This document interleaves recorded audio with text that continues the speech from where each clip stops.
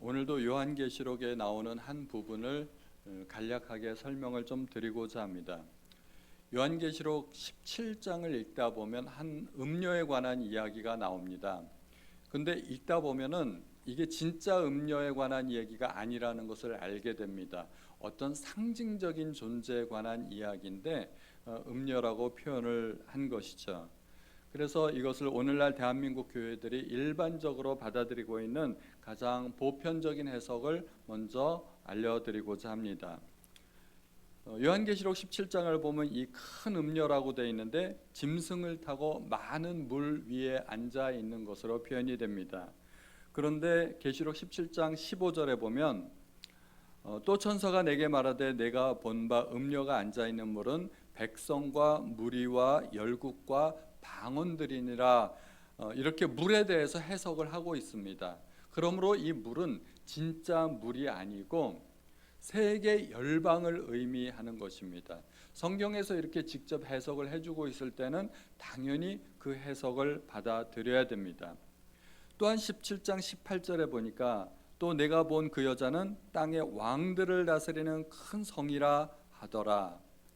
왕들을 다스리는 또 다른 왕이니까 왕들 위에 군림하는 어떤 강력한 존재가 되겠죠. 그러므로 음료는 어떤 사람이라기보다는 제국의 성격을 띤 강대국의 어떤 제왕이라든가 강대국일 가능성이 많습니다. 이 음료는 어떤 짐승을 탔고 그 짐승은 몸에 어떤 이름들을 가졌습니다. 3절에 보니까 고 성령으로 나를 데리고 광야로 가니라. 내가 보니 여자가 붉은빛 짐승을 탔는데 그 짐승의 몸에 하나님을 모독하는 이름들이 가득하고 7머리와 10뿔이 있다고 이야기합니다. 이 음료의 특징은 어떤 짐승을 탔는데 그 짐승은 하나님을 모독하는 이름이 온몸에 새겨져 있는 거예요. 그러니까 이 음료의 특징은 하나님을 모독하는 자를 대변하는 것입니다. 또 이 여자는 자줏빛 붉은빛 옷을 입었습니다. 4절에 보니까 그 여자는 자줏빛과 붉은빛 옷을 입고 금과 보석과 진주로 꾸미고 손에 금잔을 가졌는데 가증한 물건과 그의 음행에 더러운 것이 가득하더라. 자줏빛 그리고 붉은빛 옷은 주로 왕족들과 귀족들이 입는 옷입니다. 또 부귀영화를 누리면서 사치하는 여인으로 나타납니다. 그런데 가장 핵심적으로 이 여인을 알 수 있는 것이 뭐냐면 이 여인의 이마에 이름이 기록되어 있는 것입니다. 5절에 보니까 그의 이마에 이름이 기록되었으니 비밀이라 큰 바벨론이라 땅의 음료들과 가증한 것들의 어미라 하였더라.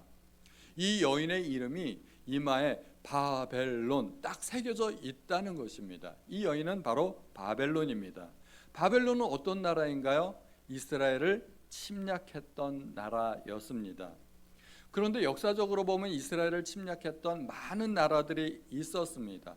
애굽, 블레셋, 암몬, 모압, 아수르, 여러 나라들이 이스라엘을 침략했습니다.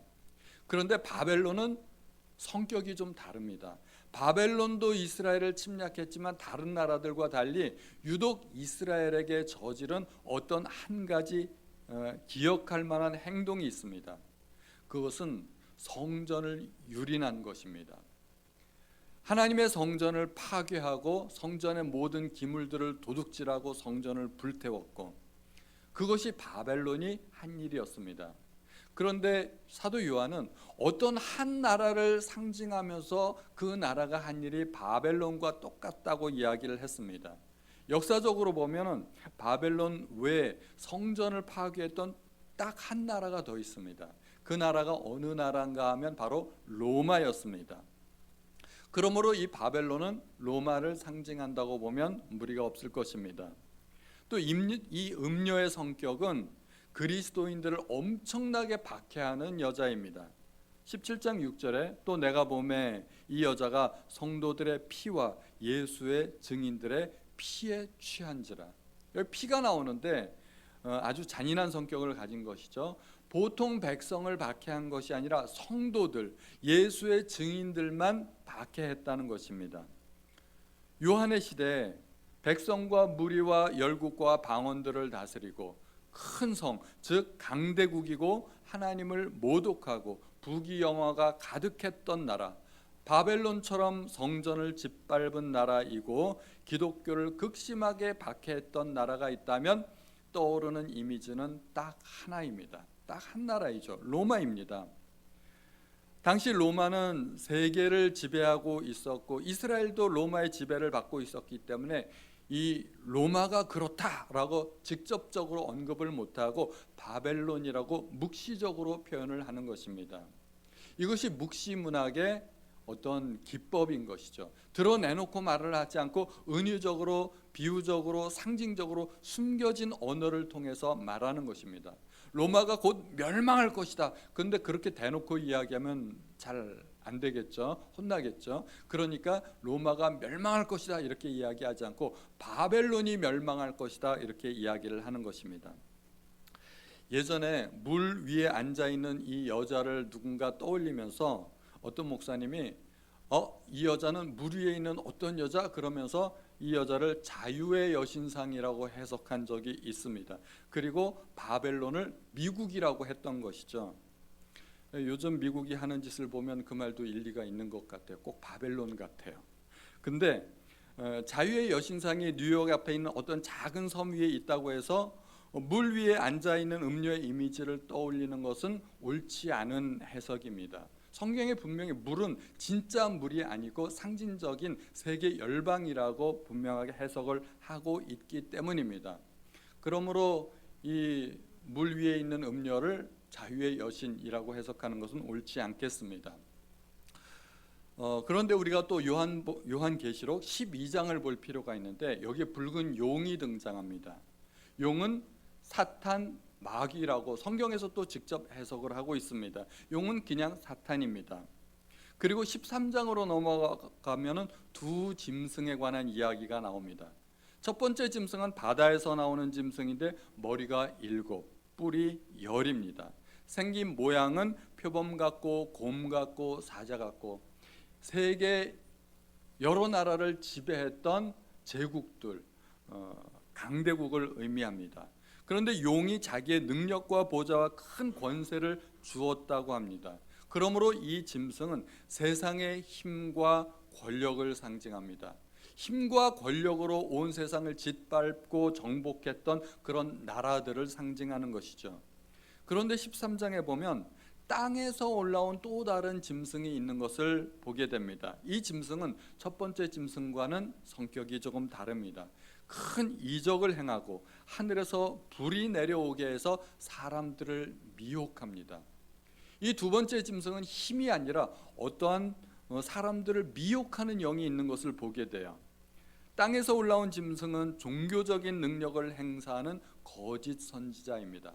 하늘에서 불을 내렸던 게 예전에 엘리야가 있지 않습니까? 그 비슷한 능력을 행사한다는 것입니다. 그렇게 해서 사람들의 마음을 미혹해 한다는 것입니다. 그런데 이 두 짐승이 교묘하게도 서로 연합합니다. 두 번째 나온 짐승은 처음 바다에서 올라온 짐승의 우상을 만들고 경배하게 합니다. 즉 정치와 종교가 야합하는 모습을 보여주게 됩니다. 역사적으로 보면 기독교뿐만 아니라 천주교도 그렇고 불교도 그렇고 종교가 세상의 권세를 등에 업고 그 힘을 행사하기 시작하면 그때부터 종교는 타락하게 됩니다. 사탄이 하는 짓이 바로 그런 일입니다. 정치와 종교를 짬뽕으로 만들어가지고 하나로 만들어서 힘으로 군림하고 또 종교적으로 사람들을 미혹하는 행위를 했던 것이죠.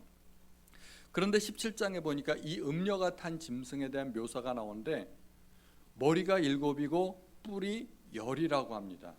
그럼 그 앞에서 나왔던 어떤 짐승하고 똑같아요? 바다에서 올라온 짐승과 똑같습니다. 그러면 이 음녀는 세상의 권세를 올라탔다는 말입니다. 실제로 로마 황제를 보면 힘과 권력으로서 무소불위의 권세를 휘두르게 됩니다. 온 세상을 정복했습니다. 세상을 정복할 뿐만 아니라 자기가 신이라고 이야기하지 않았습니까? 신으로서 숭배를 받았고 가는 곳곳마다 여러 군데 황제 그 숭상을 위한 전각을 또 만들게 됩니다. 이런 걸 보면 정치와 종교가 짬뽕이 되고 로마의 황제를 통해서 정치와 종교가 야합한 것도 맞습니다. 그런데 중세 종교 개혁가들은 조금 다르게 해석을 했습니다. 이 음녀를 교황으로 해석을 했고 바벨론을 천주교로 해석했습니다. 그런데 그때 그 당시에는 교황이 세상을 다스리는 권세가 있었고 또 그때도 정치와 종교가 하나였으니 그 말도 사실은 상당히 일리가 있습니다. 게다가 종교개혁 당시에 천주교는 기독교를 극심하게 박해했던 것도 맞습니다. 그러므로 요한이 본 환상은 당시 세상에 큰 권세를 가지고 기독교인들을 박해하는 로마가 언젠간 멸망한다는 것을 묵시문학적으로 표현한 것인데, 그런데 그것이 종교개혁 시대로 넘어가서는 그것이 로마의 황제가 아니라 천주교의 교황이라고 해석하게 된 것이 상황적으로는 비슷하고 또 딱 맞았던 것입니다. 요한의 시대 때는 그게 로마였고 황제였지만 종교개혁가들에게는 천주교였고 교황이었다는 말이죠. 그러므로 저는 어떻게 생각하는가 하면 요한의 환상은 1차적으로는 요한의 시대를 배경으로 한 것이 맞지만, 그러나 성경 말씀은 또 적용을 해야 되지 않습니까? 적용이라는 측면에서 볼 때 종교개혁가들의 주장도 과히 틀리지 않은 것 같다는 것입니다. 물론 지금 그 상황을 그대로 적용할 수는 없습니다. 지금은 상황이 많이 달라졌기 때문에 로마나 천주교가 우리에게 음녀와 바벨론이라고 볼 수는 없을 것입니다. 그러나 앞으로도 우리에게 그런 존재든 얼마든지 나올 수 있다는 것입니다. 누군가 절대 권력을 가지고 세계 정부를 만들고 온 세상을 지배하고 있다면, 그리고 또 특히 종교적으로 내가 그리스도라 하는 그런 미혹하는 누군가 있어서 능력을 행사하고 그런다면, 그리고 참된 신앙을 가진 그리스도인들을 박해한다면 그것이 바로 음료이고 바벨론이 될 수 있을 것입니다. 요한의 환상은 이미 과거에 2000년 전에 이루어진 일입니다. 그러나 앞으로도 이루어질 수 있는 일이라는 것입니다. 우리가 또 조심해서 봐야 될 것이, 요한계시록 보면 바벨론의 멸망이 언제 이루어지는가 하면 하나님의 7 심판이 있지 않습니까? 7개의 인, 7개의 나팔, 7개의 대접이 있는데 7번째 대접의 재앙에서 바벨론이 멸망합니다. 만약에 바벨론이 로마만을 의미한다고 한다면 요한계시록의 모든 재앙은 이미 다 지나간 과거라는 거예요. 7번째 대접의 재앙까지 다 끝났다는 말입니다. 그럼 요한계시록을 보면서 우리가 앞으로 남은 고난과 그런 재앙은 존재하지 않는다는 의미도 되는데 그런 것 같지는 않죠. 분명히 요한계시록을 보면은 앞으로 남은 그런 환난과 박해와 그런 재앙들이 있을 것 같은 생각이 듭니다. 그러므로 우리가 요한계시록을 읽을 때 어떻게 해석을 하는 게 좋을까요? 이미 이루어진 말씀으로 볼 수 있지만 그러나 앞으로도 일어날 수 있는 일이라고 생각하면 무리가 없을 것입니다. 저는 요한계시록의 모든 예언이 요한의 시대에 다 끝났다고 생각하지 않습니다. 앞으로도 우리에게 남아있는 고난과 그런 박해와 환난, 그리고 하나님의 재앙들이 분명히 있을 것이라고 생각이 됩니다. 요한의 시대에 1차적으로 이루어졌고 또 종교개혁가들에게도 이미 이루어졌지만 우리에게도 남아있는 일이라는 것입니다. 그러므로 우리가 깨어서 경각심을 가져야 할 것입니다. 자, 지난주 설교에 대한 복습을 한번 해볼까요? 사대교회에 대한 말씀을 드렸죠. 사대교회는 무엇의 생산지로 유명할까요? 금, 사금, 강에서 나오는 금으로 유명했습니다. 사치와 향락과 방탕이 있었던 도시였죠. 그러나 하나님으로부터 책망을 받게 됩니다. 어떤 책망일까요? 살았다 하는 이름을 가졌으나 죽은 자로다. 그러니까 사대교회는 죽은 교회입니다. 누가 사대교회를 이렇게 이름을 붙이더라고요. 죽을 사자에다 데스 대자를 붙이면 사대교회가 된다. 이게 조금 말이 안 되지만 근데 말이 되는 것 같아요. 이게 죽은 교회 맞습니다. 두아디라 교회를 생각하면은 옷감 그리고 염색으로 유명한 도시였습니다. 그래서 자주장사 루디아를 떠올리면 됩니다. 빌립보 교회를 세웠던 자주장사 루디아가 두아디라 출신입니다. 그리고 두아디라 교회를 어지럽혔던 어떤 한 여인이 나오죠. 이세벨. 이세벨을 용납하면 안 되는데 책망하고 내쫓았어야 되는데 이세벨을 용납했던 것이, 게다가 그 여인의 교훈을 따랐던 것이 두아디라 교회의 가장 큰 실수였습니다. 빌라델비아에 대해서 이야기해 보고자 합니다. 필라델피아라는 도시가 미국에 있죠. 똑같습니다. 사실 똑같은 이름입니다. 헬라어로 사랑이란 뜻의 필로스, 그리고 형제라는 뜻의 아델포스가 합쳐져서 형제 사랑의 도시라는 뜻입니다. 형제 아델포스, 델타포스가 아니고 아델포스입니다. 필 그러면 사랑이란 뜻이죠. 필하모니 오케스트라, 무슨 뜻일까요? 하모니를 사랑하는 오케스트라. 이름이 참 좋죠. 철학을 필로소피라고 합니다. 여기서 소피아는 지혜이고 필로소피 그러면은 지혜를 사랑하는 학문, 철학, 그런 뜻입니다. 그러므로 빌라델비아 형제 사랑의 도시, 그렇게 기억하시면 좋겠습니다. 로마 시대 교통의 중심지였습니다. 우리가 이렇게 지도에서 보면 알겠지만 왼쪽에 그리스와 로마, 오른쪽에 아시아 지역을 연결하는 그 중앙 지역에 빌라델비아가 있습니다. 그러다 보니까 많은 사람들이 왕래를 하게 되고 상업과 문화가 번성하게 됩니다. 로마의 입장에서도 굉장히 중요한 도시가 되겠죠. 그리스 문화와 언어를 소아시아 동부 쪽으로 전달하는 굉장히 중요한 교통의 요충지였습니다. 그런데 지질학적으로는 지진이 자주 발생하는 지역이었습니다. 몇 년 전에도 터키 지역에 어마어마한 지진이 있었죠. 그렇게 그 지역에 지진이 많이 발생하게 됩니다. AD 17년경에 대지진으로 도시 전체가 파괴되었는데 그 이후에도 크고 작은 여러 지진들이 있었다고 합니다.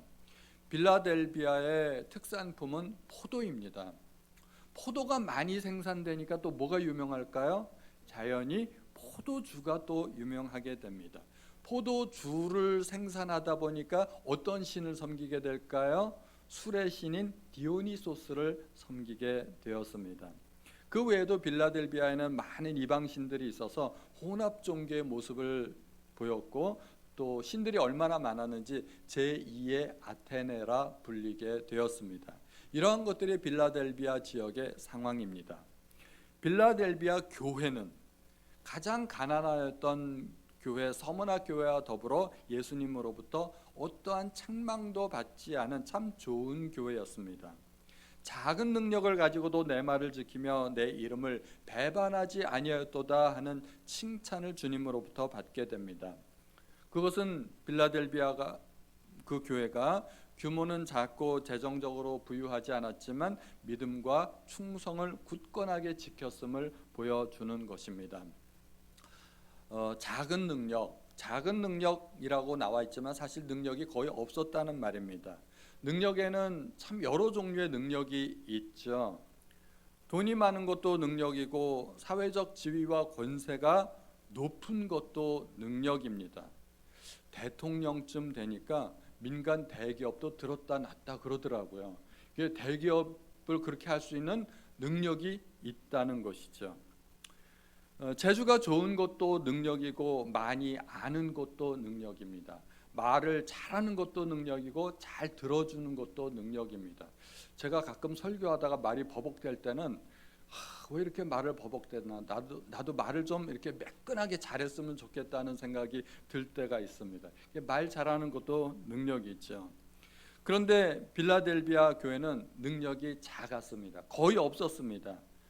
그 말은 빌라델비아 성도들이 가난하고 사회적 지위도 낮고 별 재주도 없고 아는 것도 없고 할 수 있는 일이 별로 없다는 것입니다. 이런 이야기를 들으시면 어떤 생각이 드세요? 이거 딱 내 이야기인데? 그런 생각 드시는 분들 계신가요? 걱정하지 않으셔도 괜찮겠습니다. 빌라델비아 교회는 작은 능력이었지만 주님의 말씀을 지키며 배반하지 않은 그런 좋은 교회였고 주님으로부터 칭찬받은 교회였습니다. 신앙생활 하는 데는 우리가 그렇게 큰 능력이 필요 없다는 것입니다. 아주 작은 능력으로도, 심지어 능력이 전혀 없어도 우리가 신앙생활하며 주님으로부터 칭찬받는 데는 전혀 손색이 없다는 것입니다. 오히려 작은 능력이 하나님께 바쳐지게 되면 하나님께서 크게 사용하십니다. 한 소년이 보리떡 5개와 물고기 2마리를 예수님께 바쳤을 때 예수님의 제자였던 빌립은 이것이 이 많은 사람에게 얼마나 되겠습니까? 하고 자조적으로 질문을 했죠. 뭐 할 수 있는 일이 없다는 겁니다. 그런데 그것이 주님께 바쳐지니까 5,000명을 먹이고도 12광주리가 남는 어마어마한 사건이 벌어지는 것입니다. 사사기를 보면 여러 사사들이 등장하는데 그 중에 가장 능력이 많았던 사람 누구일까요? 삼손. 보나마나 삼손입니다. 삼손은 뭐 나귀턱뼈 하나 가지고도 뭐 수천 명씩 그렇게 때려잡고 그러니까. 그런데 그 능력이 많았던 삼손이 어떻게 됐을까요? 블레셋 사람들에게 사로잡혀서 2눈이 뽑히고 지하 감옥에 갇혀서 연자방아를 돌리는 그런 신세가 되었고 나중에 블레셋 사람들과 함께 죽게 됩니다. 비참한 운명이죠. 그러므로 능력이 크고 작고가 문제가 아니라 능력을 어떻게 사용하는가 하는 것이 훨씬 더 중요합니다. 제가 어떤 목사님 설교에서 들었는데 그 교회 권사님 이야기입니다. 어떤 그 권사님은 자기는 하나님께 벌을 받아도 좋으니까 평생에 딱 한 번만이라도 자기는 교만해 봤으면 좋겠다는 것이 소원이랍니다. 자기는 정말 아무것도 내놓을 것도 없고 자랑할 만한 것이 없어서 평생에 한 번도 교만해 본 적이 없답니다. 그래서 자기 소원은 교만해 보는 것, 그게 소원이랍니다. 그런데 능력을 갖고 교만하게 되면 망할 수가 있습니다. 차라리 아무것도 없이 겸손하는 게 훨씬 낫습니다. 그런데 우리도 사실은 그 권사님과 별 다를 바가 없어요. 한 번쯤은 목에 힘주어 보고 싶고 한 번쯤은 거드름도 피워보고 싶고 교만해보고 싶은 그런 꿈이 있지 않습니까? 그래서 사람들은 꿈을 꿉니다. 대단히 위험한 꿈이지만 꿈을 꿉니다. 누구나 능력을 꿈꾸게 되는 것이죠. 그래서 사람들은 능력을 꿈꾸다가 보니까 일반 보통 사람들이 가질 수 없는 그런 특별한 능력도 만들어내고는 합니다. 그것을 초능력이라고 부릅니다. 사람들이 초능력을 꿈꾸기 때문에 초능력자들을 주인공으로 한 영화가 많이 나왔습니다. 마블 영화들이 그런 것이죠. 주로 끝이 무슨 맨으로 끝나는 영화들이 다 그렇습니다. 슈퍼맨, 스파이더맨, 아쿠아맨. 여자도 있습니다. 괜찮아요. 여자도 있죠. 원더우먼, 우먼도 있습니다. 그래서 그 사람들이 이 슈퍼맨을 흉내내고 싶어하기 때문에 이 슈퍼맨 영화만 하고 나면 아이들이 목에다가 보자기 메고 옥상에서 뛰어내린다고 합니다. 그래서 슈퍼맨 영화가 끝나고 나면 아이들이 많이 다친다고 합니다. 요즘은 슈퍼맨 영화가 별로 인기가 없죠. 엑스맨이 나왔습니다. 엑스맨 영화를 보면 다양한 그 능력을 가진 사람들이 나타나죠. 여러분 같으면 어떤 능력을 탐내고 싶습니까? 저는 그 영화를 딱 보는 순간 순간이동을 하는 어떤 사람이 있는데 그것을 딱 보고 완전히 매료가 됐어요. 와, 저 능력 대단하다. 나도 저런 능력 있으면 참 좋겠다 싶은 생각이 들었습니다. 만약에 내가 마음만 먹으면 순간적으로 내가 갈 수 있는 곳에 갈 수 있다면 저는 매일 하루에 3시간을 절약할 수 있어요. 최소한 3시간. 대단하지 않습니까? 그 정도면 괜찮습니다. 그뿐이겠습니까? 내가 마음만 먹으면 세계 어느 곳이든 순간적으로 갈 수가 있다면 비행기 탈 필요가 없겠죠. 어디든지 내 마음대로 여행할 수 있을 것입니다. 비자도 필요 없고 또 여행 가방 꾸리는데 얼마나 또 복잡합니까? 여행 가방도 전혀 필요 없습니다. 뭐 딴 나라에 갔는데 칫솔 두고 왔네. 그럼 뿅 하고 집에 와서 칫솔 들고 또 뿅 하고 다시 가면 되지 않겠습니까? 필요한 것이 있으면 얼마든지 내가 원하는 대로 집에 와서 갖고 가면 되니까 세계 여행도 편안하게 할 수 있을 것 같습니다. 꿈이죠. 상상입니다. 그런데 사람이 탁월한 능력이 있으면 어떻게 될까요? 타락하기가 쉽습니다.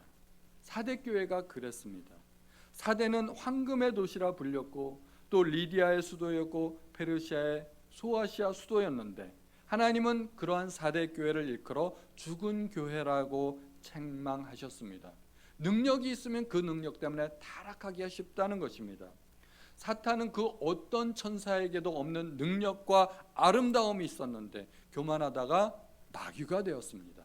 처음엔 천사였는데. 솔로몬도 그렇지 않습니까? 천하 어떤 왕에게도 허락되지 않은 지혜와 부귀 영화가 있었습니다. 그런데 결국 하나님을 떠나 배도하고 말았습니다. 능력을 잘못 사용한 것이지요.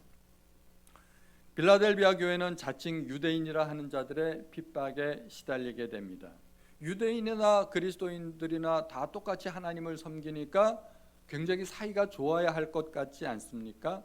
그런데 그렇지 않습니다. 유대인들은 예수님을 메시아로 인정하지 않았고 우리들만이 아브라함의 혈통을 이어받은 진짜 하나님의 백성이라고 믿었습니다. 유대인들이 보기에 그리스도인들은 이단 사이비 집단이었습니다. 유대인들은 자기들만의 하나님이라고 생각했는데 사이비 집단이 하나님의 이름을 부르는 것을 보니까 견딜 수가 없었고 그래서 그들을 박해했던 것입니다. 상업이 발달했던 빌라델비아에는 유대인들이 상권을 꽉 잡고 있었습니다.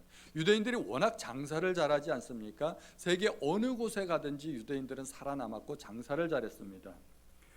그런데 그리스도인들도 살아남기 위해서 장사를 하려고 하니까 발붙이지 못하게 사회적으로 고립시키고 길드 조직에 가입하지 못하도록 방해해서 경제적인 불이익을 주었습니다. 게다가 황제 숭배를 거부하는 자들이라고 상소를 올림으로써 그리스도인들에게 박해를 가했던 앞장섰던 사람들입니다. 주님은 그들을 사탄의 회당이라고 책망하십니다. 하는 짓이 사탄과 똑같다는 것이죠. 그러나 주님은 궁극적으로 이 박해자들이 빌라델비아 교회 앞에 무릎을 꿇고 예수님께서 교회를 정말로 사랑하신다는 것을 알게 될 것이라고 약속하셨습니다. 그들 가운데 일부가 회심하고 돌아올 것이라는 말입니다. 이 그리스도인들의 참된 신앙을 보고 감동을 받게 될 것이고 그들도 기독교인들로 이렇게 돌아오게 된다는 것입니다. 진짜 하나님께서 사랑하시는 그 사랑은 교회 안에 있다는 것을 발견하게 될 것입니다. 우리가 불신가족을 전도하는 것이 참 쉽지 않습니다. 가장 좋은 방법은 말로 열심히 전도하는 것이 아니라 그리스도인의 삶을 보여주는 것입니다. 우리가 가정에서 남편에게, 아내에게, 자녀들에게, 부모님들에게 그리스도인의 삶은 이런 것입니다 하고 보여준다면 그들이 감동을 받게 되고 언젠가는 회심하고 그리스도인이 될 수 있다는 것입니다. 사실 흉어물이 없는 사람이 없지 않습니까? 누구나 다 흉어물이 있는데 가족들이 그 흉어물을 가장 잘 알고 있어요. 나에게도 흉어물이 있는데 그런 흉어물을 다 알고 있는 가족들에게 우리 같이 교회 갑시다 이야기하면 가족들이 뭐라고 이야기하겠어요? 너나 잘하세요. 그런 말을 할 가능성이 높다는 것입니다. 그런 불신 가족들과 절대 맞서 싸우면 안 됩니다. 인내해야 되고 그리스도의 성숙한 사랑을 보여줄 수 있어야 됩니다. 시간이 지나면 그들이 회심하고 돌아올 수 있다는 것입니다. 그러한 그들에게 주님은 다윗의 열쇠를 가지신 분으로 나타나게 됩니다. 열쇠가 문을 열기 위한 것이죠. 문은 닫기 위해 존재하는 것입니다. 그런데 주님은 빌라델비아 교회를 위해서 열린 문을 예비해 주셨습니다. 그 교회는 도대체 뭘 잘했길래 그리스도께서 이렇게 열린 문을 주셨을까요? 빌라델비아 성도들이 가는 곳마다 문을 활짝활짝 하나님께서 열어주시겠다는 것인데 그 비결은 그들이 가고자 하는 그 길은 하나님께서 원하시는 길이었기 때문입니다. 하나님께서 원하시는 좁은 길로 가고자 했을 때 하나님은 모든 문을 활짝활짝 열어두셨습니다. 만약에 그들이 멸망의 길로 가고자 했다면 하나님은 그 문을 열어주지 않으셨을 것입니다. 교회들 가운데는 열린문 교회도 있습니다. 들어보셨죠? 그런 교회가 있습니다. 문이 열렸다. 이거는 굉장히 좋은 의미입니다. 그런데 여러 가지로 해석이 될 수 있을 것입니다. 그리스도께서는 양의 문이 되십니다. 내가 진실로 진실로 너희에게 말하노니 나는 양의 문이라.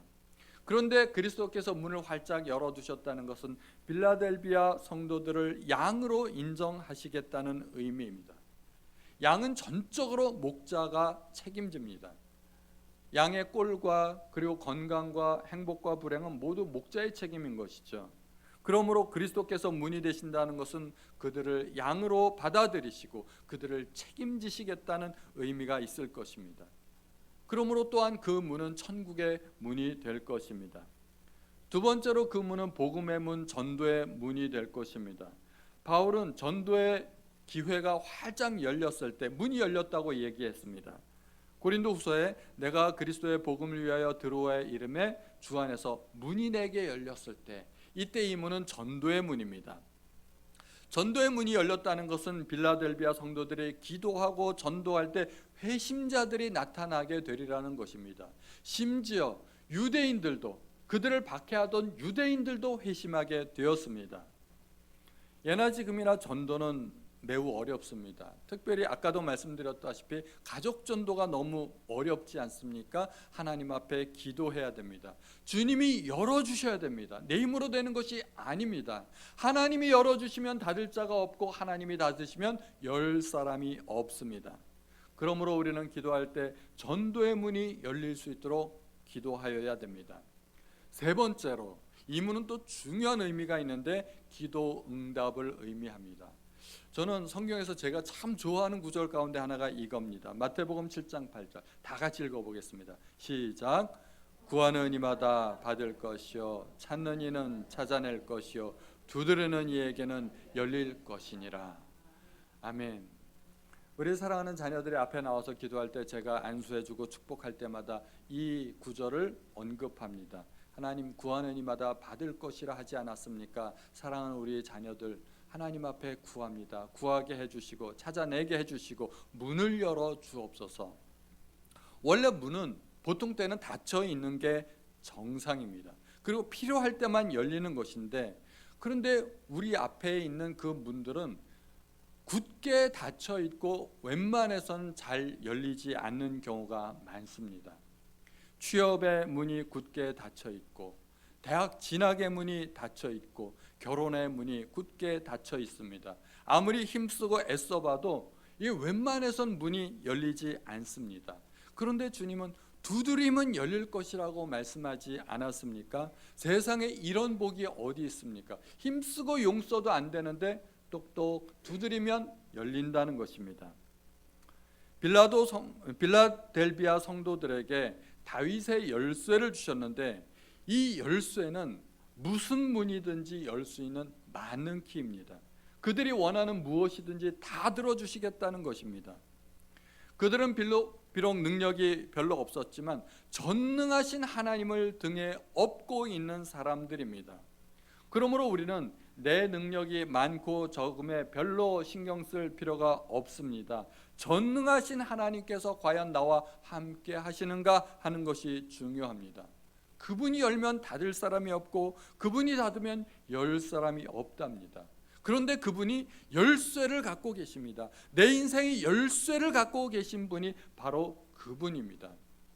우리도 응급한 상황에 예를 들어서 집에 들어가려고 하는데 아파트 문이 잠겼어요. 근데 나한테 열쇠가 없어요. 누구를 부를까요? 열쇠 수리공. 갑자기 열쇠 수리공 전화해가지고 불러가지고 이 문 좀 따달라고 그렇게 부탁하지 않습니까? 그렇게 우리는 굳게 닫힌 문을 들어가야만 할 때 열쇠를 가진 사람이 필요합니다. 우리의 인생의 열쇠를 누가 갖고 계시다고요? 주님이 갖고 계십니다. 그렇다면 우리는 어디로 가야 할까요? 주님 앞에 가야 할 것입니다. 내 인생의 문을 열기 위해서 학원을 가거나 어떤 은행을 가야 할 것이 아니라 그리스도께로 찾아가야 된다는 것입니다. 올해 우리 교회 표어가 뭡니까? 기도만이 답이다. 기도해야 된다는 것입니다. 아무 일도 하지 말고 노력하지 말라는 말이 아닙니다. 노력하되 기도하고 노력하라는 것입니다. 주님께서 주신 또 다른 약속이 있죠. 이기는 자에게 성전의 기둥이 되게 하신다고 하십니다. 빌라델비아는 지진이 잦은 곳이었습니다. 한 번 지진이 나면 요즘같이 내진 설계가 되어 있는 건물도 만만치 않습니다. 그런데 옛날은 지진이 나면 건물이 무너지고 폐허가 되었습니다. AD 17년에 소아시아 일대를 강타한 큰 지진이 있었습니다. 그 지진으로 소아시아 7교회가 모두 영향을 받았고 다 무너졌습니다. 빌라델비아도 당연히 영향을 받았겠죠. 그런데 빌라델비아 유적지에 가보면 아직도 기둥 3개가 남아있는 모습을 보게 됩니다. 원래 비잔틴 시대에 세워진 교회 6개의 기둥이었는데 이슬람 사원 건축을 위해 일부가 훼손되고 3개가 남았다고 합니다. 지금까지 숱한 세월을 견디며 풍파를 견디며 비바람을 견디며 남아있는 것이 저 기둥이었습니다. 기둥이 평소에는 눈에 잘 보이지 않습니다. 우리 눈에는 마감재들만 보이는 거죠. 페인트가 보이고 벽지가 보이고 마감재가 보이고, 그러나 건물을 지탱하고 유지하는 것은 기둥입니다. 우리 교회도 인테리어를 하면서 1호와 2호를 텄습니다. 원래 중간에 벽이 있었는데 벽을 텄습니다. 근데 허물지 못하는 게 하나 있었죠. 저 기둥입니다. 저 기둥을 중심으로 해서 1호와 2호가 나눠져 있었는데 기분 같아서는 저 기둥 치워버리고 싶은데 부숴버릴까요? 저 확 제거해버릴까요?